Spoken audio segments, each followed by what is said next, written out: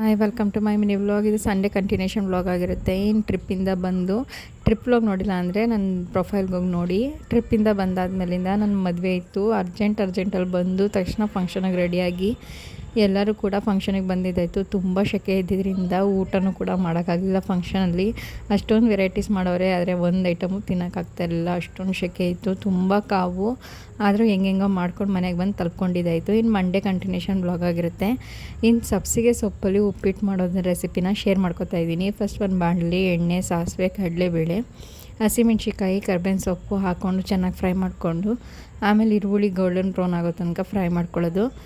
ಆಮೇಲೆ ಚೆನ್ನಾಗಿ ಫ್ರೈ ಆದಮೇಲೆ ಬೀನ್ಸು, ಕ್ಯಾರೆಟು, ಆಲೂಗೆಡ್ಡೆನ ಚೆನ್ನಾಗಿ ಚಿಕ್ಕದಾಗಿ ಕಟ್ ಮಾಡಿಕೊಂಡು, ನೀರಲ್ಲಿ ಏನು ಬೇಯಿಸ್ಕೊಂಡಿಲ್ಲ, ನಾನು ಹಾಗೆ ಡೈರೆಕ್ಟಾಗಿ ಕ್ಲೀನಾಗಿ ತೊಳ್ಕೊಂಡು ಫ್ರೈ ಮಾಡೋಕ್ಕೇನೆ ಹಾಕೋತಾ ಇದ್ದೀನಿ. ಸ್ವಲ್ಪ ಅರಿಶಿಣದ ಪುಡಿನೂ ಕೂಡ ಹಾಕ್ಕೊಳ್ಳೋದು. ಯೆಲ್ಲೋ ಕಲರ್ ಬೇಕು ಅಂದರೆ, ಇಲ್ಲ ವೈಟ್ ಕಲರ್ ಉಪ್ಪಿಟ್ಟೆ ಇರಲಿ ಅಂದರೆ ವೈಟ್ ಕಲರೇ ಮಾಡ್ಕೋಬೋದು.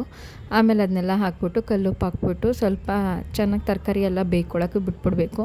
ಅದಾದಮೇಲೆ ಚಿಕ್ಕದಾಗಿ ಹೆಚ್ಕೊಂಡಿರೋಂಥ ಟೊಮೆಟೊ, ಆಮೇಲೆ ಒಂದು ಕಟ್ ಸಬ್ಸಿಗೆ ಸೊಪ್ಪನ್ನ ಕ್ಲೀನ್ ಮಾಡಿಕೊಂಡು ತೊಳೆದು ಸಣ್ಣಕ್ಕೆ ಹೆಚ್ಕೊಂಡು ಮಡಿಕೊಂಡಿದ್ದೀನಿ.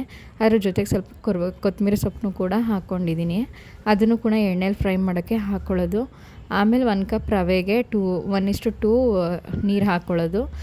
ರವೆನ ತುಪ್ಪ ಮತ್ತು ಎಣ್ಣೆ ಹಾಕ್ಕೊಂಡು ಹುರಿದು ಇಟ್ಕೊಂಡಿದ್ದೆ, ಅದನ್ನು ಹಾಕ್ಬಿಟ್ಟು ಚೆನ್ನಾಗಿ ಮಿಕ್ಸ್ ಮಾಡಿದ್ರೆ ಆಯಿತು. ಲಾಸ್ಟಲ್ಲಿ ತೆಂಗಿನಕಾಯಿ ತುರಿ ಹಾಕ್ಕೊಂಡ್ರೆ ಮುಗೀತು. ಟ್ರೈ ಮಾಡಿ. Thank you so much.